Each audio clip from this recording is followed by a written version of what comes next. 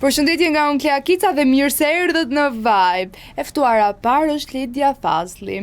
Do na flas pak fare për viza dhe njoftimet e reja që kanë dalë tani, por më shumë të fokusohemi tek jeta personale, Instagrami, rrjetet sociale e më tej.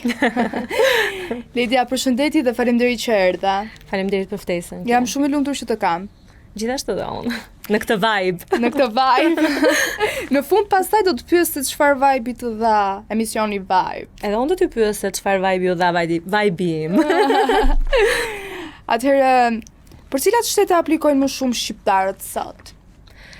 Atëherë, duke qenë se në studion tonë operohet më shumë me Amerikë, Kanada, Angli, mund t'i listoj sipas kërkesave më të shumta, është Amerika, pastaj Anglia dhe më pas Kanadaja. Ndoshta kjo edhe për disa arsye, sepse duke qenë që dihet që Amerika është bota e ëndrave, e plotësimit mundësive etj, po jo vetëm kaq, por edhe kërkesat të cilat duhet plotësojnë një aplikant për të aplikuar për vizën amerikane, angleze dhe kanadeze janë të shumta dhe këto në varësi, pra atë që listova më përpara është në varësi të kërkesave. Pra, Amerika e ka pak më të thjesht ndoshta atë pjesën e aplikimit, pra të kërkesave, sepse Amerika ndryshe nga këto vendet e Commonwealthit që janë Anglia dhe Kanadaja nuk ka dokumentacion, pra nuk kërkohet një dokumentacion fizik, por vetëm disa informacione që duhet të aplikohet në një formular që është gjithmonë online në faqen zyrtare të Departamentit të Shtetit Amerikan, ndërkohë që këto dy vizat e tjera të Anglisë dhe të Kanadas janë vizat të cilat kërkojnë një dokumentacion të uploaduar ose të ngarkuar në sistemin e tyre. Tani unë jam shumë kurioze të dija, ka më shumë kërkesa për vizë amerikane apo britanike dhe cila është arsyeja? Sa po e thash? Pra, kërkesat për vizë amerikane janë më të shumta për një nga arsyet është kjo që sapo thash. Që britanike. Po pra, britanike pastaj jo se ka shumë edhe për britanikën, po. Britanikja edhe në kosto është më e shtrenjtë se sa amerikania, që do të thotë, nëse amerikania ka një kosto pak më të ulët për një vizë që lëshohet për 10 vjet, pra kohëzgjatja e vizës është 10 vjeçare, britanika e ka koston më të lartë për një vizë që nis nga 6 muaj dhe dokumentacioni për britanikën është më i shumtë se sa ai për amerikanën. Kështu që kriteret që janë për vizën britanike janë pak më të larta se kriteret që janë për vizën amerikane. Jo se viza amerikane, aprovimi apo refuzimi i vizës amerikane është më i lehtë në marrjen e vendimit, nuk thash këtë. Pra, thjesht aplikimi është pak më i thjesht për amerikanën se sa për britanikën. Pastaj dëshira e shqiptarëve është për që të vizitojnë të gjitha këto vende, dhe Amerika dhe Kanadaja dhe Anglia janë fokus të vizitave të shqiptarëve. Po çunat zakonisht djemt. Për të dyja, dhe britanikën edhe amerikanën, po. Varet se për çfarë duan të shkojnë. Ata që duan të punojnë i kanë të dyja. Cilat janë kategoritë më të kërkuara? Turistike, pune, studimi apo bashkimit familjar? Për amerikanën i ketë gjitha këto që sapo përmendek. Është e turizmit, nuk mund t'i ndaj në pjesën e kërkesave. Turizmi ka pas shumë hov, ka marrë hov vitet e fundit. Duke qenë që Evropa është e vizituar tashmë nga shqiptarët pa vizë, kuptohet, kështu që pjesa më e madhe e Evropës, kështu që Amerika ka ngelur një ndër destinacionet që pëlqehet edhe duhet që të vizitohet nga shqiptarët. Anglia gjithashtu është më afër, biletat janë më të lira, pra duke qenë një vend që është më pak i vizituar, edhe njerëzit kërkojnë që ta vizitojnë Londrën, Edimburgun, Skocinë, pra të gjitha këto vendet. Pra të gjitha janë, por vizat e bashkimit familjar përkundër nga Kanadaja, Amerika i ka më të shumta, duke qenë që një pjesë e mirë e shqiptarëve kanë emigruar në Shtetet Bashkuara të Amerikës dhe përjedhoi familjarët duan që të bashkohen me familjarët andej, duan të bashkohen me familjarët e tyre që kanë lënë pas në Shqipëri. Pra edhe vizat e bashkimit familjar. Ndërkohë që vizat e studentit janë vizat të cilat kërkohen dhe kohët e fundit kërkohen më së shumti, por me ndryshimet e reja që qeveria Trump ka ndërmarrë kohët e fundit, dhe sidomos me një lajm që së fundmi u publikuan nga Departamenti i Shtetit Amerikan, bëhej fjalë për një ndryshim në kohëzgjatjen e vizës studentit, vizës exchange, pra të shkëmbimit, dhe gjithashtu vizave të gazetarëve. Që do të thotë? Të qeshi buzak. Nuk është dashje mirë. Domethënë është në është le të themi është në të mirë të Shtetit Amerikan, sepse bëhet fjalë për një rritje të sigurisë, të masave të sigurisë, por nga ana tjetër ka ngjallur pak konfuzion edhe pak le të themi pak kënaqësi për këtë kategori njerëzish të cilët sapo përmenda, pra për studentët edhe për gazetarët, për arsye se nëse studentët kishin një kohëzgjatje të vizës, për aq kohë sa ishte kohëzgjatja e arsimimit të tyre, tashmë e kanë maksimumin i kohëzgjatjes së vizës do të jetë që prej mesit të shtatorit do të jetë 4 vite. Pra nëse studimet e tyre zgjatin më shumë se 4 vite, sepse mund të jenë studime doktorature apo studime të tjera që kërkojnë më shumë kohë, atëherë duhet të bëhet një kërkesë në Departamentin e Shtetit drejt për së drejti për të marrë këtë kohën ekstra që atyre do të duhet për të përfunduar studimet e tyre. Ndërkohë që për gazetarët, në qoftë se viza më përpara ka qenë 5 vjeçare, tani është bërë 240 ditë, pra është ulur numri. Po, i kohëzgjatjes së vizës. Ndërkohë që për studentët njëkohësisht ajo pjesa që ju ishte dhënë pasi përfundonte pra studimin, ishte lënë një afat kohor prej 60 ditësh, që ata të bëhen gati për të kthyer në vendet ku ata aplikojnë, pra në vendet e tyre përkatësisht në Shqipëri, dhe të aplikojnë për vizën tjetër apo le të themi të marrojnë studimet dhe kthehen në Shqipëri, ndërkohë që kjo kohë prej 60 ditësh është bërë 30 ditë tashmë, pra është ulur koha.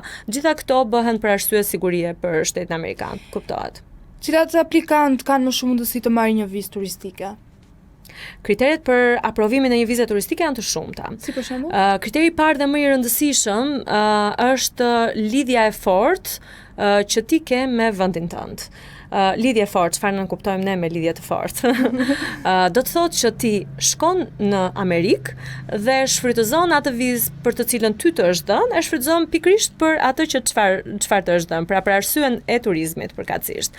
Që do të thotë, nëse ti ke një lidhje shumë të fortë me Shqipërinë, pra je i punësuar në një punë që ke shumë kohë atje, le pas familjar, si për shembull je i martuar me fëmijë dhe ti shkon atje vetëm dhe le këtu fëmijët e tu dhe bashkëshortin dhe qëllimi i vizitës tënde është shumë i shkurtër. Apo le të themi ke një biznes me të ardhura shumë të mira, me një xhiro vjetore shumë të mirë, e ke një biznes i cili operon prej shumë vitesh edhe të ardhurat janë të konsiderueshme, aq sa të kuptohet që ti do shkosh ande dhe nuk do qëndrosh më shumë se sa koha që ty të është dhënë, apo përtej arsyes për të cilën ti ke aplikuar dhe përtej vizës që ty të është dhënë, atëherë duke marrë në konsiderat të gjitha këto, oficeri konsullor merr atë vendimin e aprovimit apo të refuzimit. Cila vizë ka përqindjen më të lartë të refuzimeve? Dhe pse? Kur më pyet për statistika është shumë vështirë. Përqindjen më të lartë të refuzimeve. Nuk mund të flas me përqindje, por kriteret më të forta janë të vizës kanadeze. Do me thënë, kohët e fundit viza kanadeze ka më shumë kritere, nuk po them që Amerika dhe Anglia janë shumë të lehta për t'u marrë. Kuptohet që nëse përmbushen ato kërkesat edhe kriteret, të gjitha vizat janë të lehta, apo le të themi që janë të konsiderueshme për t'u aprovuar. Por për të refuzuar, nuk di të them, nuk ka ndonjë vizë specifike që është refuzuar kohët e fundit. Pra, nëse i plotson kriteret, je okay. Dhe ne gjithmonë sugjerojmë që përpara se personi të vendos për të aplikuar, mos i harxoj ato para kot, po të shqyrtohen një herë mirë të gjitha ato çfarë kërkohen dhe pastaj nëse s'është gati ta lër për një periudhë pak më të vonë. Cilat janë gabimet më të zakonshme që i bën një person që aplikon për herë të parë? Gabimet varen në varësi dhe të llojit të vizës. Pra, nëse bëhet fjalë për viza turistike, gabimet më të shumta janë, nuk mund të flasim për gabime gramatikore, siç mendojnë shumica që për një pikë që nuk e vura diku, apo për një shkronjë që bëra gabim në adresë, apo nuk e di unë, mendojnë që më është refuzuar pikërisht për këtë gjë. Jo, nuk janë këto gabime. Më së shumti janë gabimet e vërtetësisë. Pra gjithmonë duhet të jesh shumë i vërtet në atë formularin e aplikimit. Po në llogaritë bankare. Këto janë për sa i përket vizave që thash të Anglisë dhe të Kanadas. Duke qenë që shteti amerikan ose më saktë vizat amerikane nuk i kërkojnë dokumentacionin fizik, pra për të marrë një vizë turistike amerikane nuk paraqet llogari bankare. Ndërkohë që për vizat angleze dhe kanadeze ti paraqet bank statement, pra nxjerrjen lëvizjet e llogarisë bankare. Gjithashtu edhe ato savings ose kursimet e tua etj.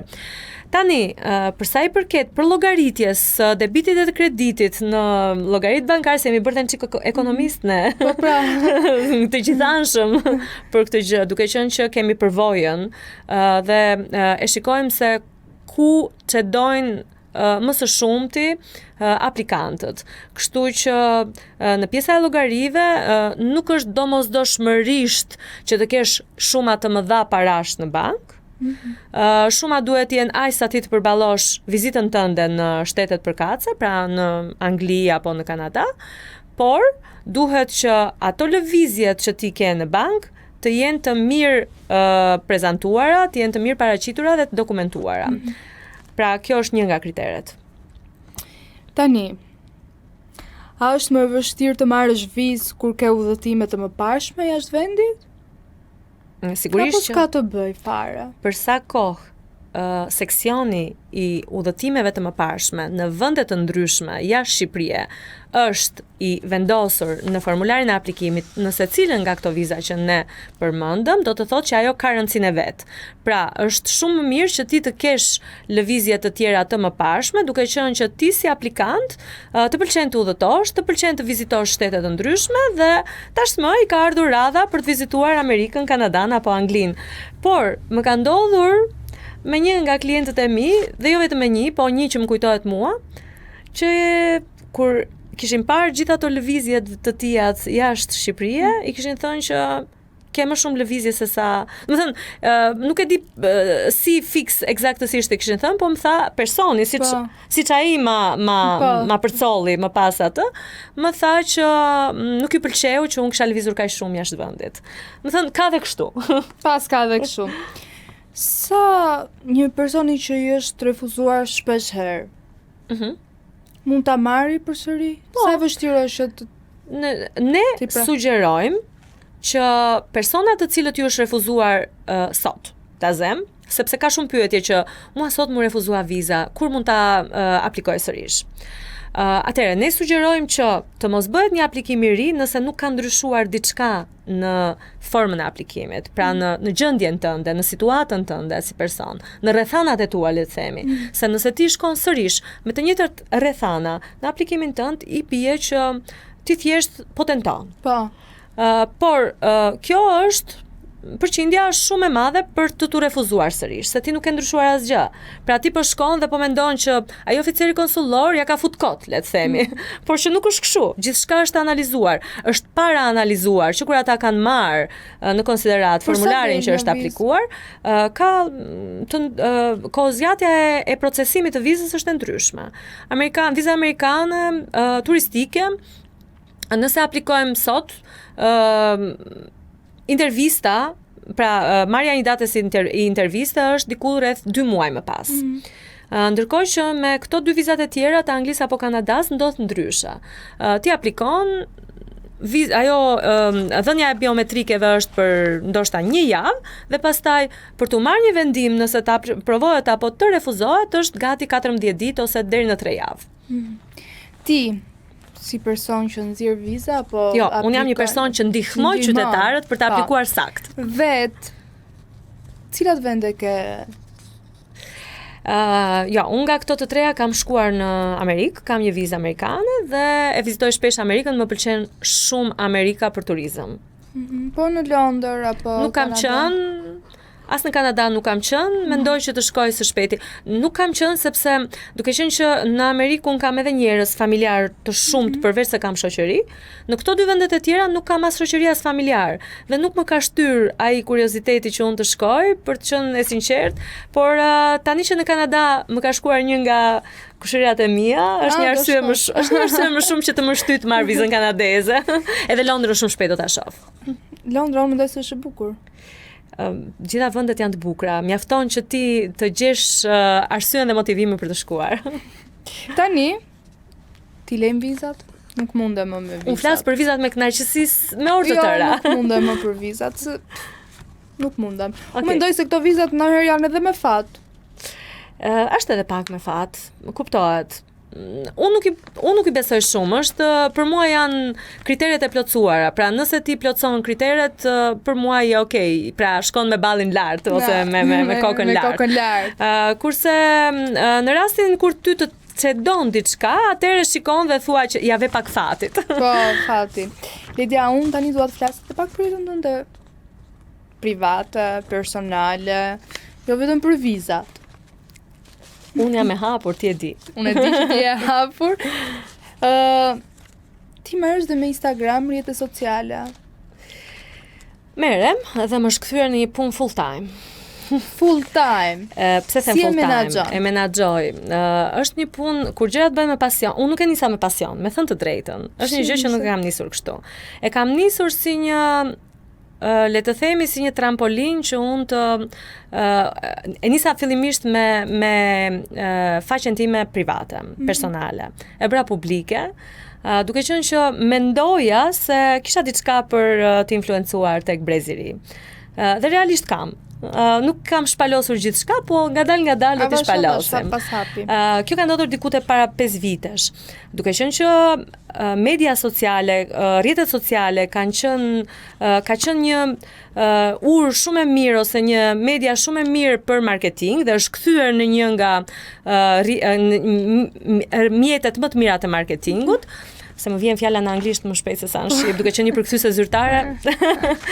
Atëherë unë mendova që pse jo, edhe unë të nis që ta bëj këtë Instagramin pak më të vlefshëm, që unë të rrit edhe punën time për sa i përket vizave dhe për sa i përket përkthimeve. Dhe kështu nisi, duke qenë që pastaj një media, 2 media, një podcast, 2 podcaste, aq është ajo, fillon edhe kapet kjo gjë. Ka një gjë të vogël që mediat kapin edhe e bëjnë publike dhe si për shembull, di çfarë do kapja unë? Urdhra. Ditëlindjen tënde. Ditëlindjen madhështore. Nuk mund ta them madhështore, por mund ta them ditëlindje shumë e bukur. Edhe thjesht u kishte ajo. Ditëlindje thjesht normale.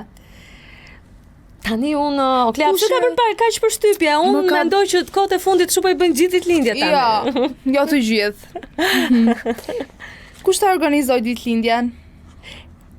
Po të them që ajo ditëlindje është organizuar vetëm 4 ditë përpara se të bëhej, përpara se të ndodhte, të vinte dita. Të vinte dita. Ti do çuditesh, po ishte kështu. Në fakt 4 ditë më përpara dhe edhe ftesat shoqeve ose personave më të afërt që ishin atje, unë kam dërguar atëherë dhe jam i sigurt që kam haruar shumë njerëz, me thënë drejtën.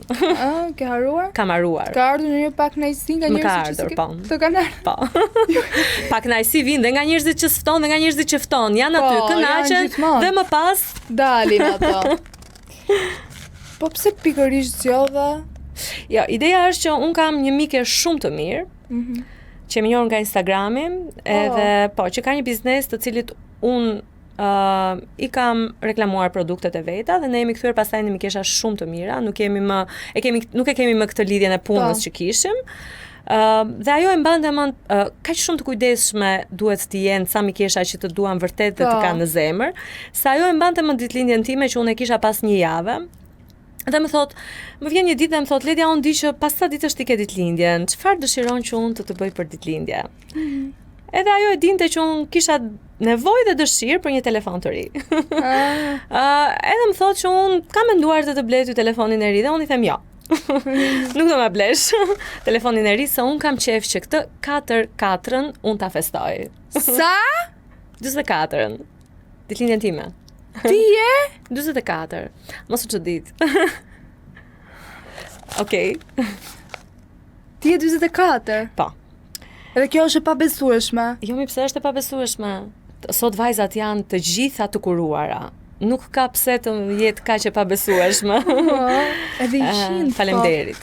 Edhe unë i them që këtë 4-4-ën e kam numër shumë të shenjtë. dhe për mua do të thotë shumë dhe unë kam shumë dëshirë që ta festoj me miqtë e mi më të afërt, me miqtë e zemrës. Dhe ajo thotë që Ledia, bëj çfarë të duash, unë do ta bëj dhuratë. Kështu që erdhi në kohën e duhur, në vendin e duhur, personi i duhur, edhe më lindi ideja për ta festuar. Prandaj them që ishte shumë e papritur dhe unë jam shumë i njohur kësaj vajze sepse është vërtet me zemër shumë të madhe, jo vetëm me mua, po me të gjithë.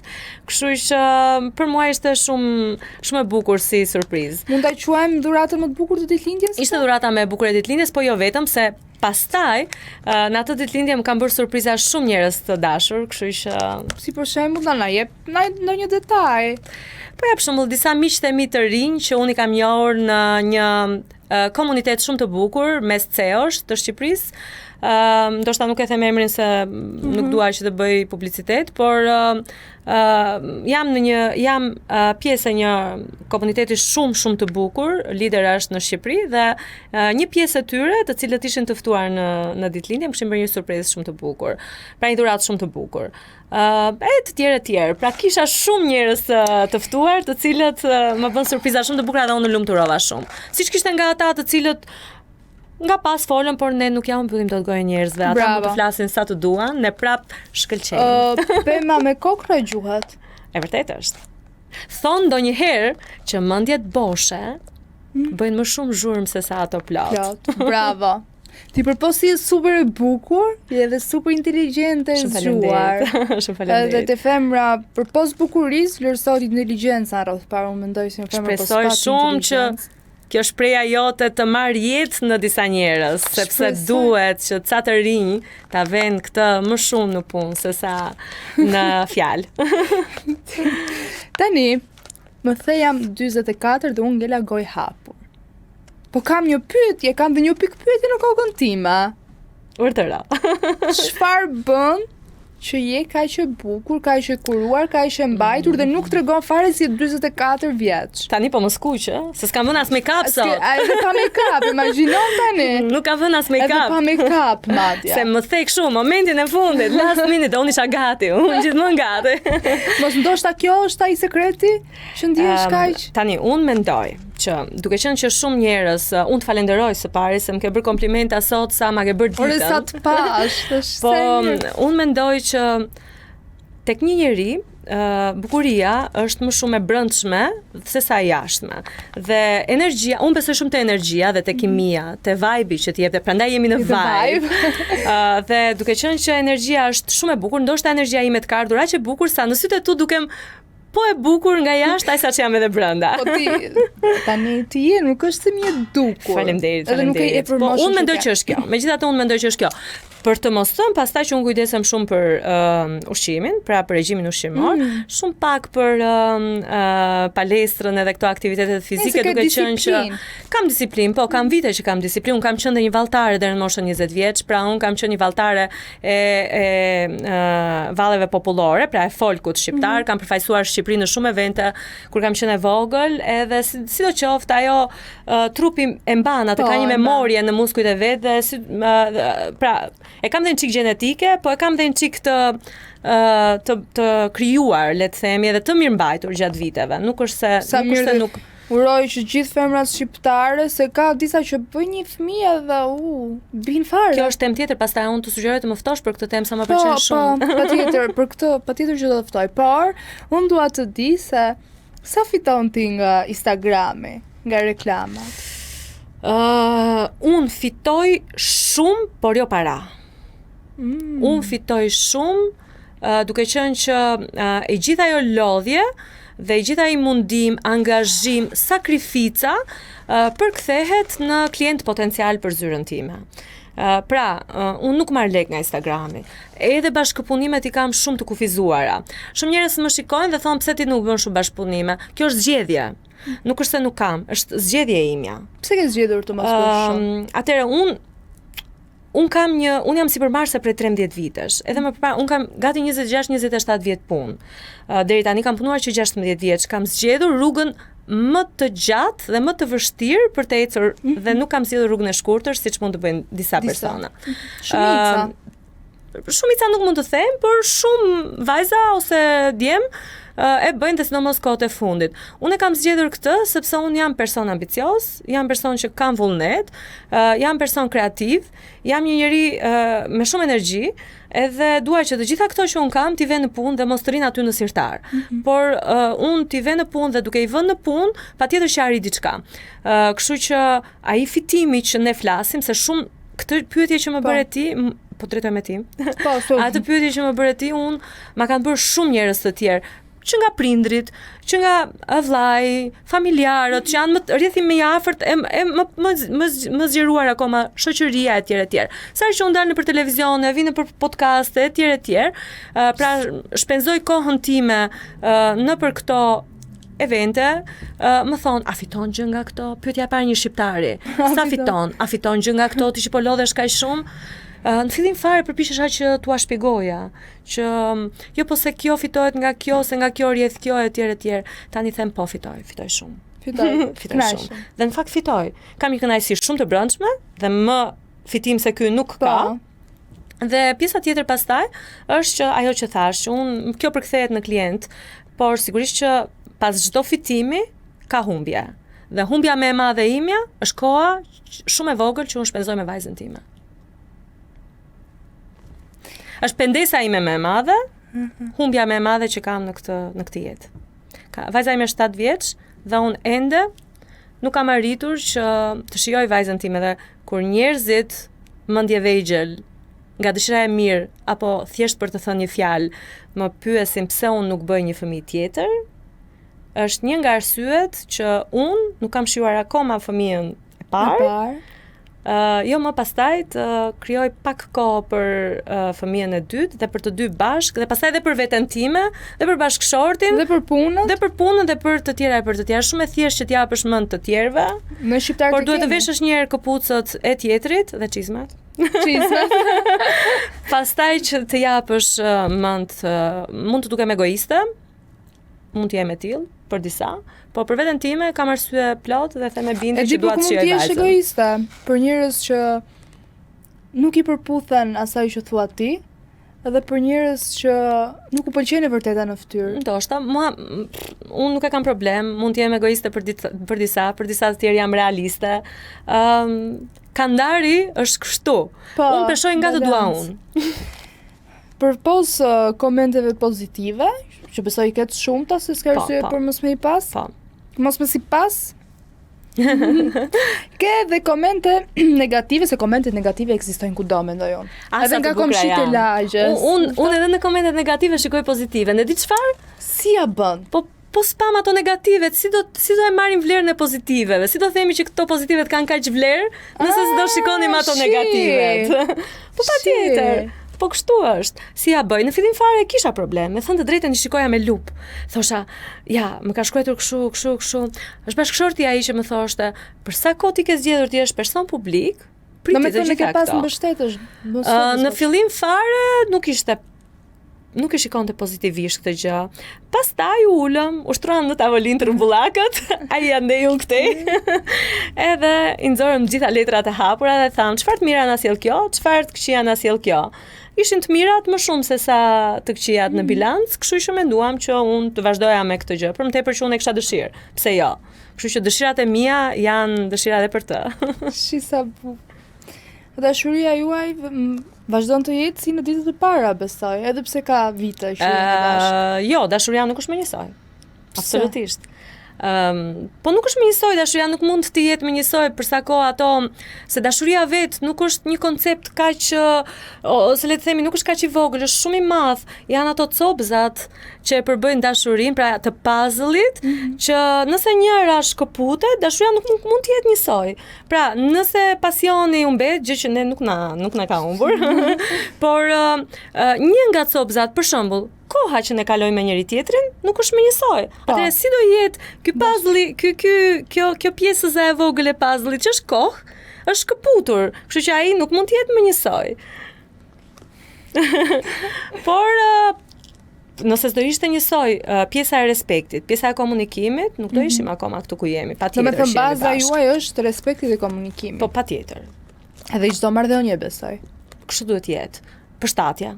Patjetër, duke qenë që bashkëshorti im është përshtatur, po edhe unë jam përshtatur me të, se diferenca jonë e moshës është e madhe, kështu që ai është 10 vjet më i vogël se mua. Ti je surprizuar shumë sot, po, nuk është se është një gjë që unë e kam thënë edhe nuk është më gjë e re, është një gjë që sot në kohët e sotme nuk shikohet fare, por këtë e thash vetëm për përshtatjen, duke qenë që është më i vogël se mua. Përshtatemi shumë bashk, sepse janë moshatarë dhe nuk përshtaten. Janë burrat më të mëdhenj se gratë dhe prap kanë mos përshtatje. Pra, nëse ti e gjen gjuhën e përbashkët, pjekuria e personit. Burrit pjekuria si vjen kurrë. Po, është vërtet kjo. Si ka mundsi? Okej, nuk dua të shaj burrat i kemi shumë xhan, por edhe ne kemi problemet tona, patjetër, dhe ata na durojnë dhe ne i durojmë, patjetër. Po sot burrat, le të themi që s'dua të përdor fjalë që janë përdorur në rëndom, po janë bërë më zonjusha se sa zonjat. Princesha, po. Princesha. Shumë nga burrat, edhe kjo e ka bërë shumë të vështirë atë zgjedhjen. Lidia, unë do doja një mesazh nga ana jote për të gjithë vajzat. Për gjitha vajzat. Dhe të gjithë mbështetësit e tua në Instagram, përpara se ta mbyllim të bisedën, unë s'dua ta mbylli se kam shumë për të folur me ty, por që do jesh e mirëpritur, do më japësh fjalën këtu, që do të vish përsëri të flasim për një temë të caktuar. Po patjetër, e jap fjalën e një zonje, se fjalë burri nuk mund të them. Burrneshe, po, një burrneshe që unë do jem dhe me shumë kënaqësi. Më pëlqen shumë vibe-i, me që më the që në fillim që do ta them, është vibe shumë i bukur. Prandaj po të riftoj përsëri. Faleminderit shumë, e vlerësoj shumë. Mesazh. Po tani vajzat duhet që nuk mund të them duhet, por dëshira ime për vajzat e kohëve të sotme është që të ndjekin ëndrat e tyre, të ndjekin pasionet e tyre, të punojnë fort për të qenë vetvetja, sepse vajzat dëshirojnë të jenë vetvetja, po nuk punojnë për këtë pjesë, duhet të jenë vetvetja.